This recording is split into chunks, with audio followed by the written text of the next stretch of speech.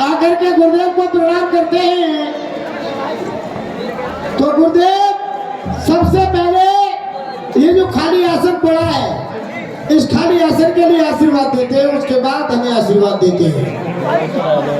लेकिन हम लोगों का ये साहस नहीं, हिम्मत नहीं जो कि हम इनसे पूछ पाए। चलो आप लेकिन तुमने क्या पूछा? हमारे गुरु भाई गुरु गोरखनाथ को आने दो, गोरखनाथ के लिए आने दो। तो गुरु भाई हमारे उनसे कहेंगे पुत्र से। ठीक है, चलो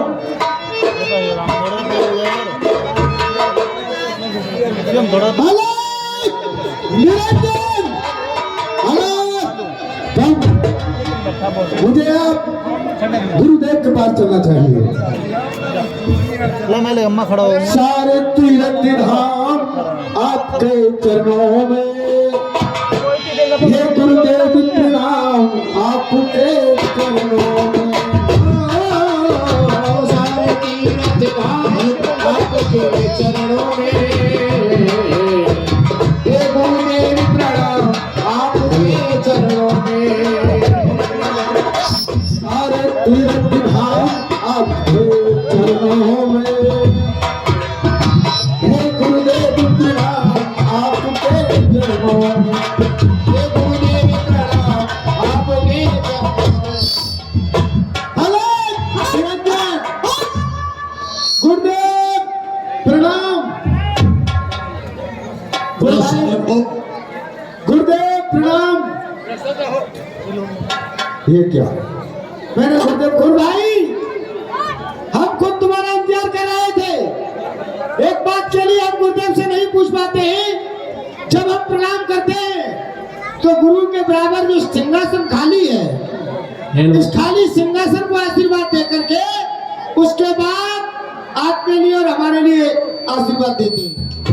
गुरु भाई तुमने गुरुदेव से ये सवाल नहीं किया, हमारा इतना साहस नहीं जो गुरु मच्छिंद्र नाथ के सामने बोल सके। ठीक है, आप गुरुदेव के सामने मैं यही सवाल करूंगा।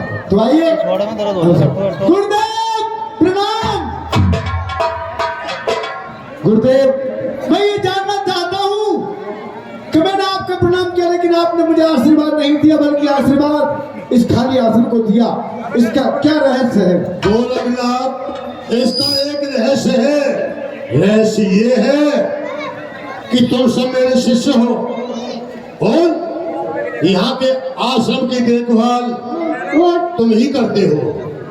और जब तुम ये पूछ ही रहे हो कि गुरुदेव जब हम कभी प्रणाम करते हैं तो सबसे प्रथम जो खाली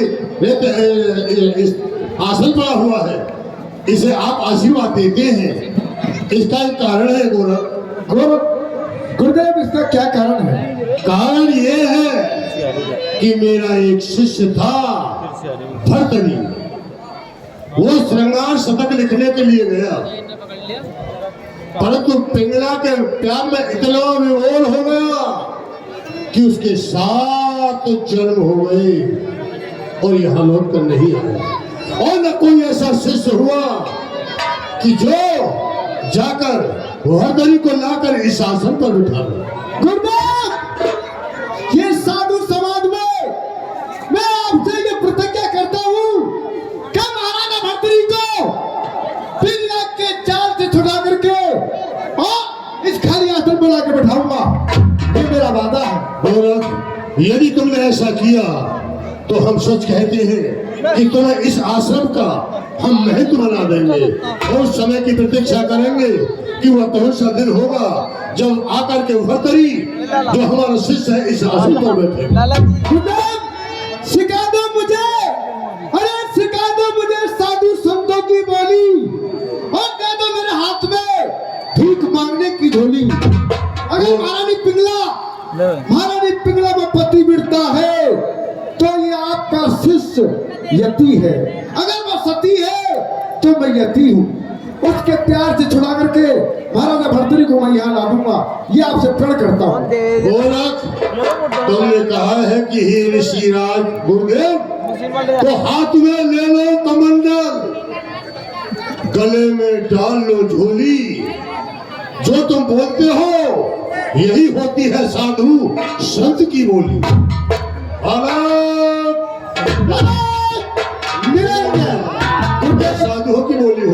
गुरुदेव प्रणाम। प्रसन्न हो और उस समय की प्रतीक्षा करेंगे जब तुम लौट कर आओगे। मुझे आप मेरे सर पे आप आशीर्वाद रख दीजिए जिससे कि मैं अपने कामयाबी में सफल हूँ। ठीक है, आओ गोरख, मैं आशीर्वाद देता हूँ तुम्हें कि तुम सफलता पाकर ही बहत्तरी को लेकर इस आश्रम में आओगे। ये मेरा आशीर्वाद है। ठीक है। जन्म के दाता